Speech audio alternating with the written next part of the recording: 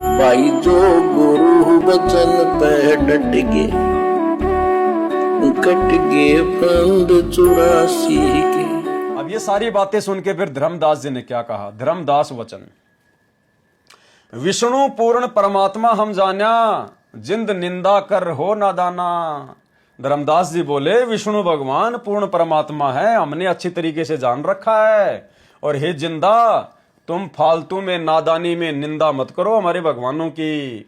जिंद निंदा कर हो नादाना, पाप शीस तो लागे भारी, तेरे सिर पर भारी पाप लगेगा। देवी देवतन को देते हो गारी, देवी देवताओं को भला बुरा कहते हो, गाली देते हो, उनको छोटा बताते हो।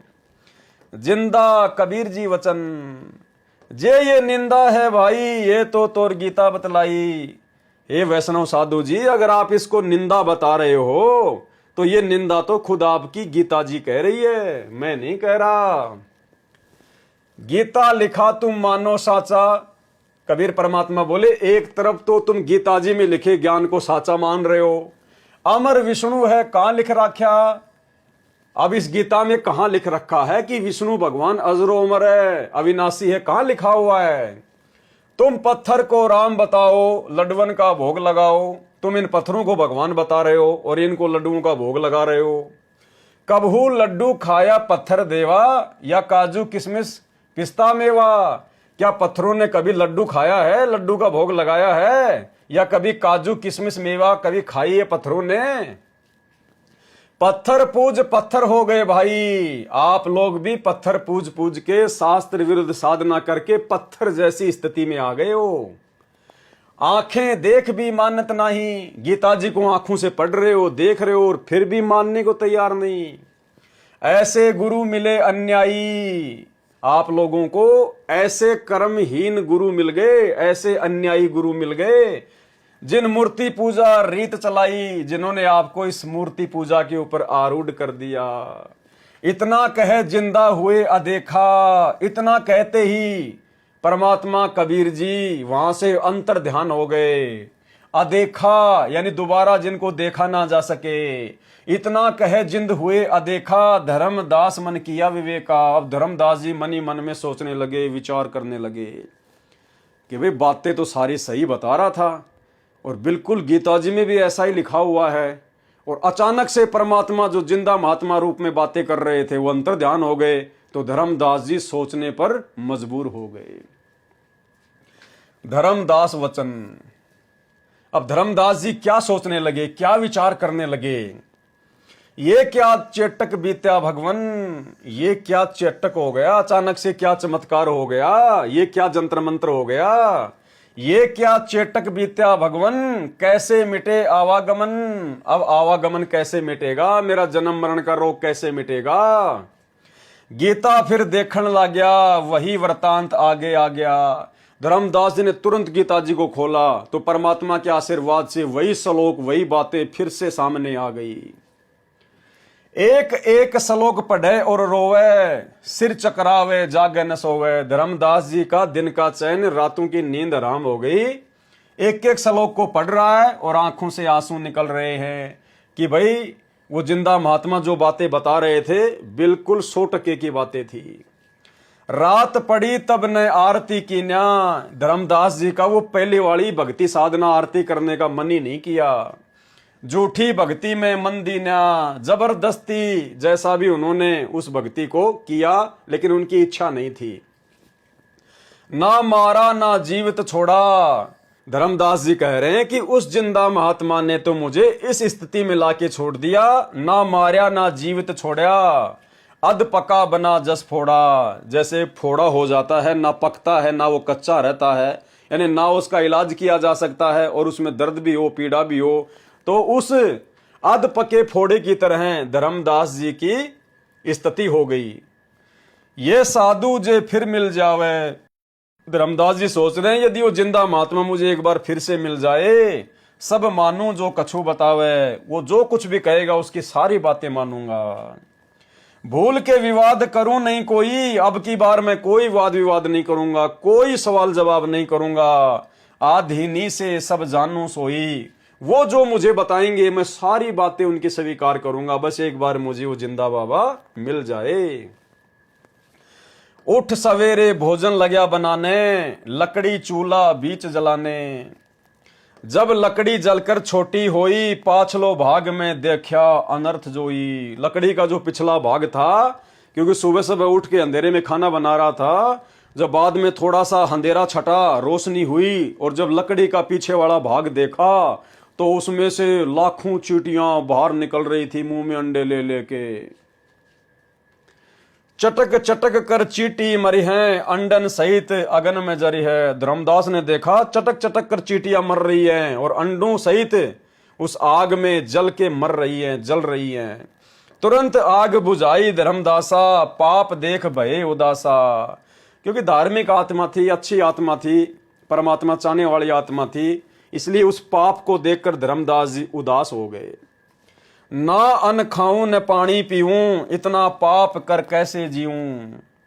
कराऊं भोजन संत कोई पावे, अपना पाप उतर सब जावे। कि ये भोजन आज मैं नहीं खाऊंगा, अगर कोई साधु संत महात्मा मिल जाएगा तो ये भोजन मैं उसको खिलाऊंगा, ताकि ये पाप जो चींटियां मर गई हैं मेरे सिर से उतर जाए। लेकर थार चले धर्मनि नागर, वृक्ष तले बैठे सुख सागर। अब धर्मदास जी उस भोजन को थाली में डालकर किसी साधु संत महात्मा को खिलाने के लिए चले, तो देखा वहीं पर पेड़ के नीचे वो सुख के सागर, वो कबीर परमात्मा सतगुरु रामपाल जी भगवान वहां पर एक साधु रूप में आकर बैठे हुए हैं। साधु भेष कोई और बनाया, यानी परमात्मा ने एक अन्य भेष बना लिया साधु महात्मा का। धर्मदास जी को जो पहले दिन मिले थे जिंदा महात्मा के रूप में, वो रूप नहीं बनाया, दूसरे साधु संत के रूप में आकर वहां बैठ गए। साधु भेष कोई और बनाया, धर्मदास साधु नेड़े आया। नेड़े यानी नजदीक आना, धर्मदास जी साधु के नजदीक आए। रूप और पहचान न पाया, थाल रखकर अर्ज लगाया। अब धर्मदास जी पहचान नहीं पाए और थाली सामने रखकर उनसे भोजन करने की अर्ज करी, प्रार्थना करी। भोजन करो संत भोग लगाओ, मेरी इच्छा पूर्ण कराओ। संत कहे आओ धर्मदासा, भूख लगी है मोए खासा। अब परमात्मा जो संत रूप में थे उन्होंने डायरेक्ट धर्मदास जी का नाम लेकर कहा, संत कहे आओ धर्मदासा, भूख लगी है मोए खासा। मुझे बहुत ज्यादा भूख लगी है। जल का छींटा भोजन पे मारा, चींटी जीवित हुई थाली कारा।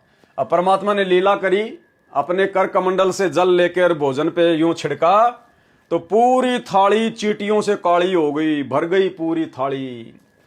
तब ही रूप बनाया वाही, उसी समय परमात्मा ने वही जिंदा महात्मा का रूप बना लिया। धर्मदास देखत लज्जाई, और धर्मदास का सिर लज्जा के मारे नीचे झुक गया।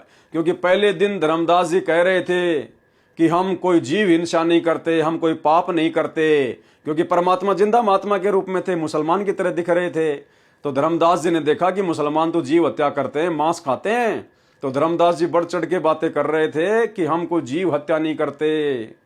अब उस दिन उसकी गर्दन नीचे झुक गई कि देख तूने कितनी चींटियां मार के फिर ये भोजन बनाया है और तू कहता हम जीव हत्या नहीं करते। तब ही रूप बनाया वाही, धर्मदास देखत लज्जाई। कहे जिंदा तुम महा अपराधी, मारे चींटी भोजन में रांदी। जिंदा महात्मा रूप में कबीर परमात्मा ने कहा कि भाई तू तो बड़ा अपराधी है, मारे चींटी भोजन में रांदी। तूने चींटियां मार मार कर तूने भोजन पकाया है। चरण पकड़ धर्म नहीं रोया, भूल में जीवन जिंदा में खोया। जो तुम कहो मैं मानो सभी, वाद विवाद अब नहीं करही। और कछु ज्ञान अगम सुनाओ, हे परमात्मा मुझे और आगे का ज्ञान सुनाओ। कहाँ वह संत वाका भेद बताओ। आप जिस संत की बात कर रहे थे ना, वो संत कहाँ मिलेगा, कैसे मिलेगा, मुझे उसके बारे में और बताओ। जिंद कबीर वचन, यानी जिंदा महात्मा के रूप में कबीर परमात्मा के वचन। हे वैष्णव तुम पिंड भरो और श्राद्ध कराओ। परमात्मा ने फिर वही गीता जी का ज्ञान छेड़ दिया कि हे वैष्णव साधु धर्मदास जी तुम पिंड भरते हो और श्राद्ध निकालते हो, गीता पाठ सदा चितलाओ और गीता जी को हमेशा ध्यान से पढ़ते हो। भूत पूजो बनोगे भूता, पितर पूजे पितर हुता। तुम्हारी गीता जी में लिखा है जो भूतों की पूजा करेगा, जो श्राद्ध निकालेगा वो भूत बनेगा। जो पितरों की पूजा करेगा वो पितर बनेगा, वो पितरलोक में जाएगा। देव पूज देवलोक जाओ, और देवताओं की पूजा करके देवताओं के लोक में जाओगे, वहां पे उनकी नौकरी करोगे, नौकर बनोगे, वहां के कोई गण बनोगे। मम पूजा से मोकू पाओ। और गीता जी में आप ही पढ़ रहे थे कि गीता बोलने वाला भगवान कह रहा है कि मेरी पूजा करोगे तो मुझे प्राप्त हो जाओगे। ये गीता में काल बतावे, जाकू तुम आपन इष्ट बतावे।